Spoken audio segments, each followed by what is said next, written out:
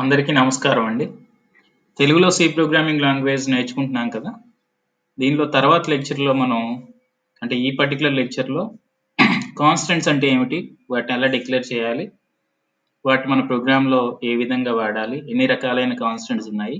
వాటి గురించి మనం వివరంగా తెలుసుకుందామండి.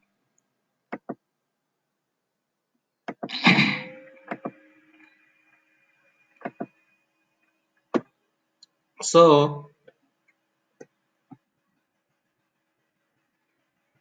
కాన్స్టెంట్స్ అంటే ఏమిటి? కాన్స్టెంట్ అంటే మరేం లేదండి. మనకు 2 రకాలైనటువంటి ఐడెంటిఫైయర్స్ ఉంటాయని చెప్పాను కదా! ఒకటేమో వచ్చి వేరియబుల్స్, రెండోది కాన్స్టెంట్స్. వేరియబుల్స్ గురించి ప్రీవియస్ లెక్చర్‌లో చెప్పడం జరిగిందండి.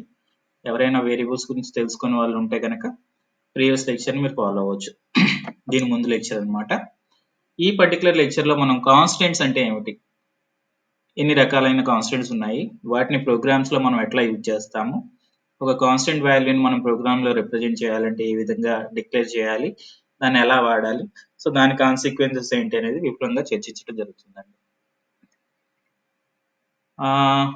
నేమ్‌లో చెప్పినట్లు కాన్స్టెంట్ అంటే వాల్యూ చేంజ్ కానిదండి. అంటే మనం ఒక వాల్యూ తీసుకున్నాం అనుకోండి, ఆ value throughout the program మారకుండా ఉంటే దాన్ని కాన్స్టెంట్ అంటాం. అంటే ఫిక్స్‌డ్ వాల్యూ అన్నమాట. Fixed value. మనం ఒక్కసారి ఇనిషియలైజేషన్ చేసిన తర్వాత ఆ వాల్యూ అనేది ఇక మారదన్నమాట త్రూ ఔట్ ప్రోగ్రామ్. ప్రోగ్రామ్ జరిగేంత వరకు ప్రోగ్రామ్‌లో ఏ పాయింట్‌లో కూడాను ఆ వాల్యూ అనేది మారదు. ఒకవేళ మనం మార్చాలని ప్రయత్నిస్తే గనక ఎర్రర్ చూపిస్తుందండి. కాన్స్టెంట్ వాల్యూ కాబట్టి అది ఎర్రర్ చూపిస్తుందన్నమాట. జనరల్‌గా కాన్స్టెంట్ డిక్లేర్ చేయాలంటే మనం కాన్స్ట్ అనే కీవర్డ్ వాడతాం. Const followed by normal declaration ఎట్లయితే ఉంటుందో అలా అన్నమాట.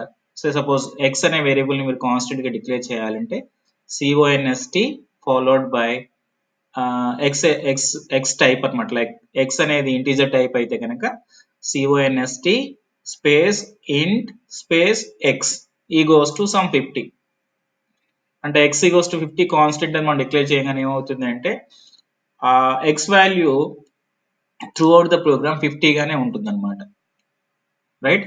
మీకు స్క్రీన్ మీద చూపించినట్లు చూడండి, కాన్స్టెంట్స్ లో డిఫరెంట్ టైప్స్ ఆఫ్ కాన్స్టెంట్స్ ఉన్నాయి. బేసిక్ గా మనకు న్యూమరిక్ కాన్స్టెంట్స్, క్యారెక్టర్ కాన్స్టెంట్స్ అంటామండి. న్యూమరిక్ కాన్స్టెంట్స్ లో మళ్ళీ మనకు ఆ, 2 రకాలు ఉన్నాయండి. ఒకటేమో వచ్చి ఇంటీజర్ కాన్స్టెంట్స్, రెండోది ఏమో వచ్చి real are floating point constants అన్నమాట. అది when it comes to character constants లో మనకు 2 టైప్స్ ఆఫ్ క్యారెక్టర్ కాన్స్టెంట్స్ ఉన్నాయి. ఒకటి సింగిల్ క్యారెక్టర్ కాన్స్టెంట్, ఇంకొకటి ఏమో వచ్చి మల్టిపుల్ క్యారెక్టర్ కాన్స్టెంట్ అండి. ఈ మల్టిపుల్ క్యారెక్టర్ కాన్స్టెంట్ నే మనం స్ట్రింగ్ క్యారెక్టర్ లేదా స్ట్రింగ్ అంటాం అన్నమాట. సో, వీటిని ఎలా డిక్లేర్ చేయాలి, వీటితో ప్రోగ్రామ్స్ ఎలా చేయాలనేది మనం ఒక చిన్న ఎగ్జాంపుల్ ప్రోగ్రామ్ ద్వారా చూద్దాం. సో, ముందుగా దానికి ముందు ఇంటీజర్ కాన్స్టెంట్స్ అంటే ఏంటో చూద్దాం. ఇంటీజర్ కాన్స్టెంట్స్ లో మనకు 3 టైప్స్ ఆఫ్ ఇంటీజర్ కాన్స్టెంట్స్ ఉన్నాయండి. ఇంటీజర్స్ ని మనం డెసిమల్ రూపంలో అయినా, అంటే దశాంశ మానంలో గాని, లేదా ఆక్టల్ రూపంలో గాని, లేదా హెక్సాడెసిమల్ రూపంలో గాని మనం రిప్రజెంట్ చేయొచ్చు. ఓకే. సో, ఒక నెంబర్ ని మీరు హెక్సాడెసిమల్ ఫార్మాట్ లో రిప్రజెంట్ చేశారనుకోండి, దాన్ని హెక్సాడెసిమల్ కాన్స్టెంట్ అంటారనమాట. అంటే దాని వాల్యూ ఇంకా చేంజ్ కాకుండా దాన్ని అట్లానే ఉంచామనుకోండి, దాన్ని హెక్సాడెసిమల్ కాన్స్టెంట్ అంటాం. అలానే ఆక్టల్ కాన్స్టెంట్స్ ఉండొచ్చు, అలానే డెసిమల్ కాన్స్టెంట్స్ ఉండొచ్చు. ఇక్కడ ఇంటీజర్ అనగానే మనకు నెగటివ్ నెంబర్స్, సున్నా, అలానే పాజిటివ్ నెంబర్స్ ఒక సర్టెన్ రేంజ్ లో ఉండేటువంటి సహజ సంఖ్యల్ని మనం ఇంటీజర్స్ అంటామండి కంప్యూటర్ పరిభాషలో.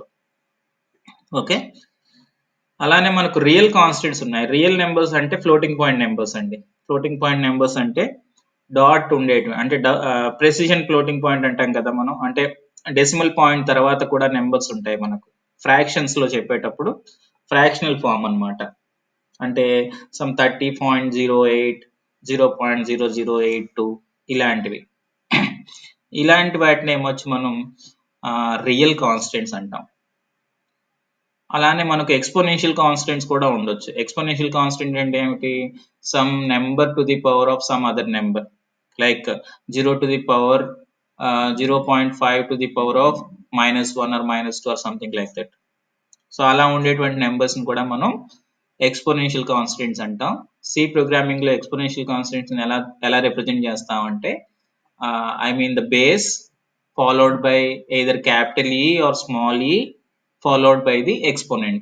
Say suppose 0 to the power of 0.5 to the power of 4 చూపించాలనుకోండి మనం అనే ఎక్స్పోనెంట్ కాన్స్టెంట్ రిప్రజెంట్ చేయాలి అంటే 0.5 ఈ ఫాలోడ్ బై 4 అని చూపిస్తాం అనమాట. స్క్రీన్ లో మీకు ఉంది, ఒకసారి చూస్తే మీకు అర్థమవుతుంది అనమాట. 0.5 ఈ 4 means 0.5 to the power of 4.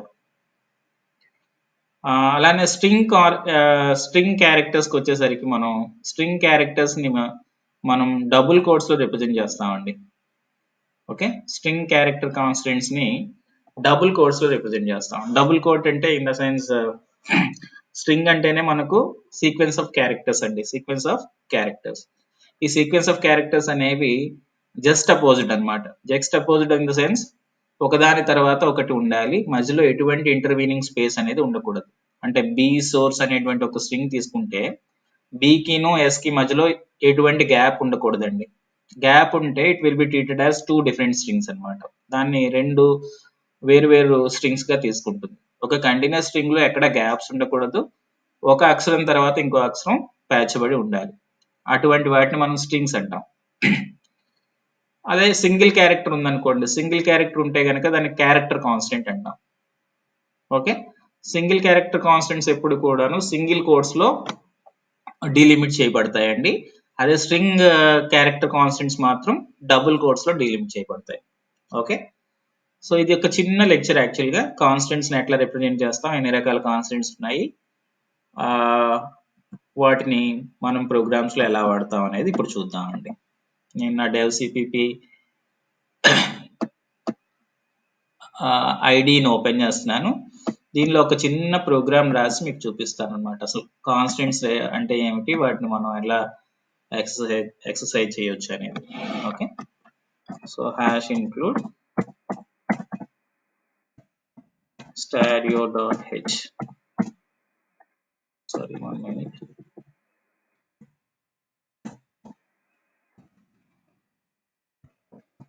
stereo.h int main.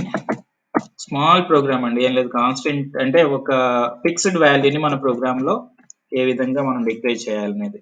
So suppose నేను ఇక్కడ మీకు కాన్స్టెంట్ కి వేరియబుల్ కి డిఫరెన్స్ తెలియాలంటే ఒక రెండు తీసుకుందాం అండి. ఒక వేరియబుల్ ఒక కాన్స్టెంట్ అనమాట. నేను ఒక వేరియబుల్ తీసుకుంటున్నాను, ఇంట్ ఎక్స్ అనే వేరియబుల్ తీసుకుంటున్నాను. ఎక్స్ ఈక్వల్స్ టు సే 15 లేదా 16. ఓకే, ఇంకొకటి కాన్స్ట్ y తీసుకుంటున్నానండి, constant int y. Okay, constants మనం ఇలాగ const keyword followed by name of the constant preceded by its data type ఇలా డిక్లేర్ చేస్తాం మనం. 67. ఓకే, ఇప్పుడు మీరు ఇక్కడ నేను 2 టైప్స్ ఆఫ్ వేరియబుల్స్ తీసుకున్నానండి. ఇన్ఫాక్ట్ 2 టైప్స్ ఆఫ్ ఐడెంటిఫైర్స్ తీసుకున్నాను. సో ఫస్ట్ వన్ ఏమొచ్చి మనం ఫస్ట్ టైప్ ఆఫ్ ఐడెంటిఫైర్ ఏమొచ్చి మనం వేరియబుల్ అంటాం.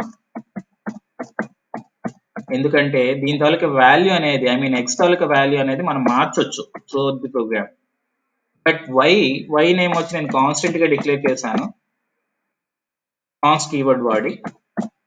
సో ఇప్పుడు ఏమవుతుందంటే వై వాల్యూని మీరు మాడిఫై చేయాలని ప్రయత్నిస్తే it may not be y వాల్యూని చేంజ్ చేయడం అనేది సాధ్యం కాదనమాట. కంపైలర్ మీకు ఒక ఎర్రర్ని చూపిస్తుంది. ఓకే, అది చూపిస్తాను మీకు ఎలా ఒకవేళ మీరు వై వాల్యూని చేంజ్ చేయాలని ప్రయత్నిస్తే మీకు ఎటువంటి ఎర్రర్ వస్తుంది. ఓకే, సో ముందుగా మనం ఎక్స్ వాల్యూని చేంజ్ చేయడానికి ప్రయత్నిద్దామండి. ఒక ప్రింట్ఎఫ్ స్టేట్మెంట్ రాస్తున్నాను. ఎక్స్ వాల్యూ మాడిఫై చేయడానికి ముందు ఏముంది, మాడిఫై చేసిన తర్వాత ఏముందో మనం ప్రింట్ చేయడం కోసం. Okay, X value before modification, x value before modification is %d. okay, so I just want to print x value.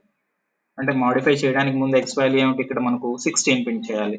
Okay, so modify చేసిన తర్వాత వాల్యూ ఏమిటి, నేను x ని మాడిఫై చేస్తున్నానండి. అది వేరియబుల్ కాబట్టి మనం మాడిఫై చేయొచ్చు, అంటే దానికి ఇంకొక వాల్యూని అసైన్ చేయొచ్చు. నేను 89 అసైన్ చేస్తున్నాను. నా x వాల్యూ ఏమొచ్చి 89 అయిపోయిందండి. So this is perfectly all right. ఎందుకంటే ఎక్స్ అనేది వేరియబుల్ కాబట్టి వేరియబుల్ అంటేనే వాల్యూ అనేది చేంజ్ కావచ్చు. సో వాల్యూ చేంజ్ చేసాం మనం. వాల్యూ చేంజ్ చేసిన తర్వాత x value after modification. Okay, after modification is percentile d x. అలానే let me try to modify y value. Okay, so y 67 ఉంది కదా ఇనీషియల్ గా. వైని నేను ఇప్పుడు 78 కి మోడిఫై చేస్తున్నానండి. Okay, now let us try to print the y value now. Before modification మనకు y value ఏమొచ్చి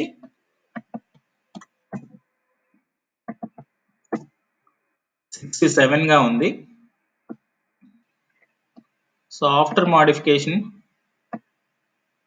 x value y value ఏమవుతుందో చూద్దాం.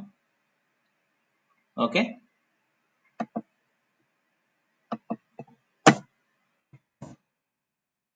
సో y వాల్యూ కదా తీసుకుంటున్నాం. y value before modification and after modification. ఇక్కడ కూడా ప్లేస్ హోల్డర్ లో మనం y ని కదా రిప్రజెంట్ చేయాలి. So y right. ఒక చిన్న సింపుల్ ప్రోగ్రామ్ అండి, రిటర్న్ 0. సో ఈ ప్రోగ్రామ్ లో ఏంటంటే మనం ఒక వేరియబుల్ తీసుకున్నాం, ఒక కాన్స్టెంట్ తీసుకున్నాం. కాన్స్టెంట్ ని మాడిఫై చేసేటప్పుడు ఏమవుతుంది, వేరియబుల్ ని మాడిఫై చేసేటప్పుడు ఏమవుతుందో జస్ట్ ఎక్స్పెరిమెంటల్ గా తెలుసుకోవడానికి ప్రయత్నిస్తున్నాం. Okay, so control yes save చేస్తానండి ఈ ప్రోగ్రామ్ ని. కాన్స్ట్ అనేటువంటి కాన్స్ట్ డెమో కదా, నేను CONST-DEMO అనేటువంటి నేమ్ తో సేవ్ చేస్తున్నాను. సి ఫైల్ కదా, సి సోర్స్ ఫైల్ ఎక్స్టెన్షన్ తో మనం సేవ్ చేయాలి. ఇప్పుడు చూడండి, కంపైల్ చేస్తున్నాను. Compile and run. ఇప్పుడు కంపైల్ చేసినప్పుడు మీకు ఒక ఎర్రర్ వచ్చింది చూడండి ఇక్కడ. ఎట్ లైన్ 9, 9th లైన్ లో ఎర్రర్ ఏమిట, assignment of read only variable y. Okay, y అనేది రీడ్ ఓన్లీ వేరియబుల్. ఎందుకు రీడ్ ఓన్లీ వేరియబుల్ అయింది? ఇది కాన్స్టెంట్ గా డిక్లేర్ చేసాం. వన్స్ మనం కాన్స్టెంట్ గా డిక్లేర్ చేస్తే అది రీడ్ ఓన్లీ, అంటే దాన్ని మనం యాక్సెస్ చేయగలం కానీ దాన్ని మాడిఫై చేయలేం. ఎక్కడ మాడిఫై చేయడానికి ప్రయత్నించాం మనం? ఎట్ లైన్ 9 లో మాడిఫై చేయడానికి ప్రయత్నించాం. కాబట్టి మనకు కంపైలర్ క్లియర్ గా చెప్తుంది అనమాట, లైన్ 9 లో మీరు ఒక రీడ్ ఓన్లీ వేరియబుల్ ని మాడిఫై చేయడానికి ప్రయత్నించారు, అది నాట్ పాసిబుల్. అది read only variable. Right only variable అనుకోండి, రీడ్ రైట్ వేరియబుల్ అయితే కనుక మనం మార్చొచ్చు. ఎక్స్ అనేది రీడ్ రైట్ వేరియబుల్ ఇక్కడ. ఓకే, y అనేది read only variable. Read only variable కే ఇంకొక పేరు ఏమిటంటే కాన్స్టెంట్ అని. ఓకే, ఇప్పుడు నేను దీన్ని కామెంట్స్ లో పెడుతున్నాను. కామెంట్స్ లో పెట్టి మళ్ళీ రన్ చేస్తున్నాను. ఇప్పుడు సక్సెస్ఫుల్ గా ఎగ్జిక్యూట్ అవుతుంది ఈ ప్రోగ్రామ్, ఎందుకంటే ఆ పర్టికులర్ లైన్ మనం తీసేసాం కాబట్టి. Okay, so y value before modification is 67, y value after modification is also 67. Why? Because we haven't done that modification, no? Like ఆ పర్టికులర్ స్టేట్మెంట్ అనేది ఎగ్జిక్యూట్ కాలేదు కాబట్టి y వాల్యూ పూర్వం ఎంత అయితే ఉందో తర్వాత కూడా అంతే ఉంది. బట్ ఎక్స్ వాల్యూ చూసుకోండి, ఎక్స్ వాల్యూ బిఫోర్ మోడిఫికేషన్ ఏమొచ్చి 16 ఉంది, X value after modification is 89. So మీరు ఇక్కడ చూసినట్లయితే ఎక్స్ వాల్యూ మనం 16కి ఇనిషియలైజ్ చేసాం, తర్వాత మాడిఫై చేసి ప్రింట్ చేస్తున్నాం, ఎక్స్ ఈక్వల్స్ టు 89 చేసాం. Right. So this is for numerical constants అండి. అలానే మీరు ఇంట్ బదులుగా ఇక్కడ ఫ్లోట్ పెట్టుకోవచ్చు. ఇది ఫ్లోటింగ్ పాయింట్ కాన్స్టెంట్ అవుతుంది. Float y 67.788 like this. ఇలా మీరు ఒక ఫ్లోటింగ్ పాయింట్ కాన్స్టెంట్ ని డిక్లేర్ చేయొచ్చు. ఓకే, అదే మీరు క్యారెక్టర్ కాన్స్టెంట్ ని డిక్లేర్ చేయాలి అంటే, క్యార్ కాన్స్టెంట్ డిక్లేర్ చేయాలి అనుకుంటే మనకు రెండు విధాలుగా డిక్లేర్ చేయొచ్చు అండి. ఒకటి కాన్స్ట్ కీవర్డ్ వాడి డిక్లేర్ చేయొచ్చు. రెండోది ఎటువంటి కాన్స్ట్ కీవర్డ్ వాడకుండా, అంటే ఫస్ట్ మెథడ్ చెప్తున్నాను మీకు, const char equals to a. Right. So మీరు ఇలా డిక్లేర్ చేశారనుకోండి, const char c equals to a. Okay, ఒక క్యారెక్టర్ ఐడెంటిఫైర్ నేను డిక్లేర్ చేస్తున్నాను. ఆ ఐడెంటిఫైర్ నేమ్ ఏమొచ్చి సి, దాన్ని ఏ అనేటువంటి క్యారెక్టర్ కాన్స్టెంట్ తో ఇనిషియలైజ్ చేశాను. ఓకే. ఇప్పుడు మీరు ఈ సి తాలూకా వాల్యూని ఐ మీన్ సికి ఇంకొక క్యారెక్టర్ అసైన్ చేశారనుకోండి, you will get an error. Okay, ఇది క్యారెక్టర్ కాన్స్టెంట్ ని డిక్లేర్ చేసే విధానం అన్నమాట. Char constant. అలానే మీరు స్ట్రింగ్ కాన్స్టెంట్ ని కూడా డిక్లేర్ చేయొచ్చు. ఎలా? కాన్స్ట్ క్యార్ స్ట్రింగ్ అనగానే మనకు ఒక అర్రేని తీసుకుంటామండి. అర్రేస్ గురించి మీకు తర్వాత లెక్చర్స్ లో బాగా చెప్పబడుతుంది. సో ప్రస్తుతానికి అయితే ఒక అర్రే కావాలి మనకు. సీక్వెన్స్ ఆఫ్ క్యారెక్టర్స్ కదా, సిమిలర్ టైప్ ఆఫ్ క్యారెక్టర్స్ ని హోల్డ్ చేయడానికి ఒక అర్రేని డిక్లేర్ చేస్తాం. సో అర్రేని C followed by square brackets అన్నమాట. సబ్స్క్రిప్ట్ నోటేషన్ అంటాం దీన్ని. దీంట్లో మనం ఏదో ఒక పేరు, ఒక స్ట్రింగ్ తీసుకుందాం అనుకుంటున్నాం. శివరామ్, నా పేరే తీసుకుంటే శివరామ్ అనేటువంటి ఒక స్ట్రింగ్ ని ఈ పర్టికులర్ క్యారెక్టర్ అర్రేలో స్టోర్ చేసాం. ఇప్పుడు ఈ సి అనే అర్రేలో ఖచ్చితంగా శివరామ్ అనేటువంటి స్ట్రింగ్ మాత్రమే ఉంటుంది. మీరు దీన్ని మాడిఫై చేయడానికి ప్రయత్నించారనుకోండి, అది మాడిఫై కాదు అన్నమాట. It is read only. Only మనం దాన్ని యాక్సెస్ చేయగలుగుతాం లేదా చదవగలుగుతాం మాత్రం, చదవగలం మాత్రమే. దాన్ని మనం మాడిఫై చేయడానికి అది వీలు పడదు. అలానే ఈ కాన్స్ట్ అనే కీవర్డ్ ని మీరు పరిపరి విధాలుగా ఉపయోగించవచ్చండి. మీరు ఒక ఫంక్షన్ ని కాన్స్టెంట్ గా డిక్లేర్ చేయొచ్చు. ఓకే, ఒక కంప్లీట్ ప్రోగ్రామ్ ని కాన్స్టెంట్ గా డిక్లేర్ చేయొచ్చు. లేదనుకుంటే ఒక పర్టిక్యులర్ ఫంక్షన్ లో ఉండేటువంటి కొన్ని వేరియబుల్స్ ని కాన్స్టెంట్ గా డిక్లేర్ చేయొచ్చు. లేదు అనుకుంటే కొన్ని సందర్భాల్లో ఇప్పుడు మనకేమవుతుందంటే అండి, కొన్ని ప్రోగ్రామ్స్ లో కొంత డేటా ఉంటుందండి. ఇప్పుడు మనం బ్యాంకుకి వెళ్ళామనుకోండి, బ్యాంకుకి వెళ్ళినప్పుడు మనం కొంత అమౌంట్ ని డిపాజిట్ చేద్దాం అని అనుకున్నాం. సో ఒక 100 రూపాయలు మనం మన అకౌంట్ లో డిపాజిట్ చేద్దాం అనుకున్నాం అనుకోండి. ఇప్పుడు మనం ఒక ఫామ్ రాస్తాం కదా, డిపాజిట్ ఫామ్ ని ఫిల్ చేస్తాం. ఆ డిపాజిట్ ఫామ్ లో డిపాజిట్ అమౌంట్ ఏమో వచ్చి 100 రూపాయలు అని రాసాం అనుకోండి. ఈ 100 రూపాయలని మనం ఎవరైనా వచ్చి దాన్ని 1000 రూపాయలు చేసేస్తే ఏమవుతుంది? మన అకౌంట్ లో 1000 రూపాయలు పడిపోతుంది. 1000 రూపాయలు పడినా పర్వాలేదు మన అకౌంట్ లో. అలా కాకుండా అదే మీరు ఒక డిపాజిట్ కాకుండా విత్డ్రాల్ తీసుకున్నారనుకోండి, విత్డ్రాల్ ఫామ్ లో మనం 100 రూపాయలు రాస్తే 1000 రూపాయలు డ్రా అయిపోయింది అనుకోండి, అది మనకు లాస్ కదా. సో ఇట్లాంటి మోడిఫికేషన్స్ అనేవి జరగకూడదు. కంప్యూటర్ లో మనం ఈ అకౌంట్స్ ఇన్ఫర్మేషన్ లేదా ఒక బ్యాంక్ ని ఆటోమేట్ చేస్తున్నప్పుడు, బ్యాంకింగ్ ట్రాన్సాక్షన్స్ ని ఆటోమేట్ చేస్తున్నప్పుడు, అలాంటి ప్రోగ్రామ్ మనం రాసినప్పుడు ఇట్లాంటి మోడిఫికేషన్స్ అనేవి జరగకూడదు. మీరు 100 రూపాయలు అని రాస్తే అది 100 ఉండాలి త్రూ అవుట్ ద ప్రోగ్రామ్. మీరు 1000 రూపాయలు అని రాస్తే 1000 ఉండాలన్నమాట. అలా మాడిఫై కాకుండా ఉండాలి అంటే మనం కాన్స్ట్ అనే కీవర్డ్ ని వాడాలండి. కాన్స్ట్ అనే కీవర్డ్ కనుక మీరు వాడకపోతే ఏమవుతుందంటే, మీ ప్రోగ్రామ్ ని ఎవరైనా హ్యాకర్ కానీ లేదంటే ఎవరైనా మిస్లీనియస్ పర్సన్, ఇల్లీగల్ పర్సన్ ఎవరైనా చూసారనుకోండి, వాళ్ళు ఏం చేస్తారంటే మీ ప్రోగ్రామ్ లోకి పెంట్రేట్ అయ్యి మీ డేటాని మాడిఫై చేసేటువంటి అవకాశం ఉందన్నమాట. ఓకే, అందుకే మనం ఇక్కడ కొన్ని ఏవైతే ఫిక్స్డ్ వేరియబుల్స్ ఉన్నాయో వాటిని మనం, కాన్స్టెంట్ వాల్యూస్ ఉన్నాయో వాటిని మనం త్రూ అవుట్ ద ప్రోగ్రామ్ ఎక్కడ వాటిని మార్చే ఛాన్స్ కానీ మారకుండా ఉండేటట్లు మన ప్రోగ్రామ్ ని రాస్తామండి. ఓకే, సో ఈ ఈ పర్టికులర్ కాన్సెప్ట్ మీకు అర్థమైందని అనుకుంటున్నాను. మీకు అర్థమైతే కనుక నలుగురికి షేర్ చేయండి, అందరూ నేర్చుకునేటట్లు చేయండి. Thank you very much. Next lecture లో మనం ఇంకొక బిల్డింగ్ బ్లాక్ గురించి ఇంకా వివరంగా నేర్చుకుందాం. Thank you.